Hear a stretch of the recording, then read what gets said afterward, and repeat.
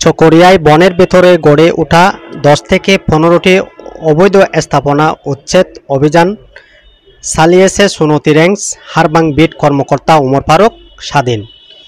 রবিবার 1 সেপ্টেম্বর সকাল 11টায় থেকে এ অভিযান পরিচালনা করেন চট্টগ্রাম দক্ষিণ বন বিভাগের ফদুয়া সহকারী বন সংরক্ষক মোহাম্মদ দেলোয়ার হোসেন। অভিযানকালে বন কর্মী ও স্থানীয়দের দাওয়া পাল্টা হলে পরিস্থিতি নিয়ন্ত্রণে আনতে 2 রাউন্ড গুলি ছুড়ানো হয়। চলতি রেঞ্জের বড়ইতলী বিট কর্মকর্তা জনাব মোহাম্মদ হাসানুজ্জামান এফজি, তার বিরুদ্ধে একটি ভিডিও ভাইরাল হয়েছে যেখানে দেখা যাচ্ছে তিনি একটি দোকানে টাকা গুনছেন। এই ভিডিওটি আমাদের হাতে আসার পরে আমরা বিষয়টা নিয়ে খোঁজখবর নিচ্ছি, আমরা খোঁজখবর নেওয়ার চেষ্টা করছি। এই টাকাটা উনি দোকান থেকে উত্তোলন করেছেন বিকাশের মাধ্যমে বা রকেটের মাধ্যমে নাকি উনি টাকা পাঠিয়েছেন।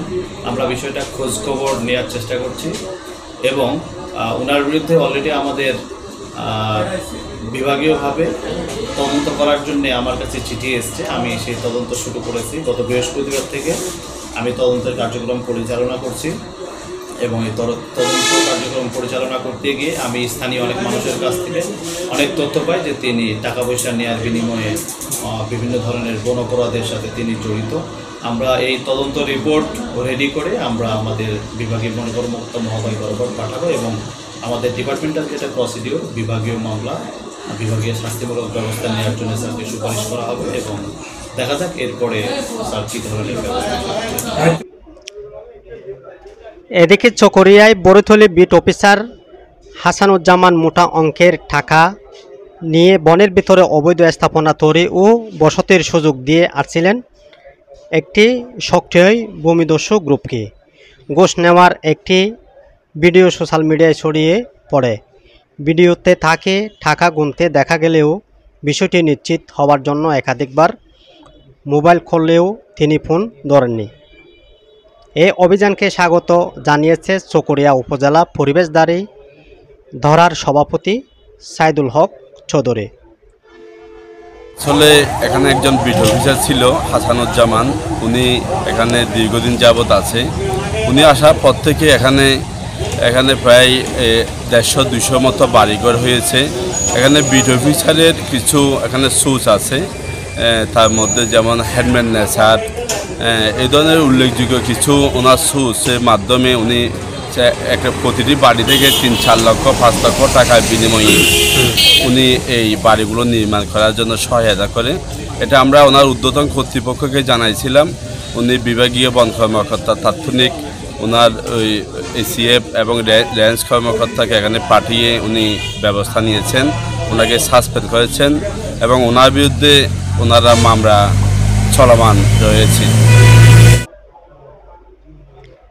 জানা গেছে ওই এলাকার বনের ভেতরে দীর্ঘদিন ধরে অবৈধভাবে গড়ে তোলা হয়েছে পুরাতন ও নতুন স্থাপনা। সরেজমিনে ঘুরে দেখা যায় বিভিন্ন এলাকা থেকে এসে জনবসতি করার জন্য 10 থেকে 15টি পরিবার টিন ও বাঁশের বেড়া দিয়ে বাসস্থানের উপযোগী করে তোলেন। এমনকি অন্তর্বর্তী সরকার গঠনের পর তারা বিভিন্ন সুযোগ বুঝে বনের ভেতরের বসতি স্থাপনা তৈরির চেষ্টা করেন। এতে হুমকির মুখে পড়ে পাখপাখালি এবং বন্যপ্রাণী।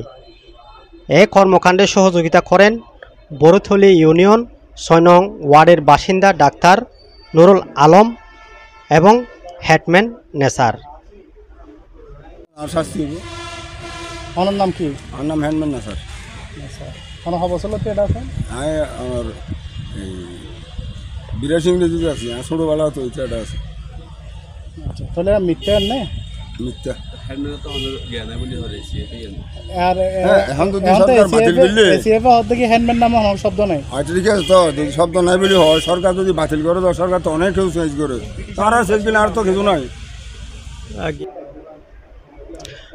চট্টগ্রাম উত্তর বন বিভাগের 2টি টিম পৃথক স্থানে অভিযান চালিয়ে আরও 3 থেকে 4টি নতুন স্থাপনা ধ্বংস করেন এবং এ অভিযান অব্যাহত থাকবে বলেও জানান তারা। News desk FTV।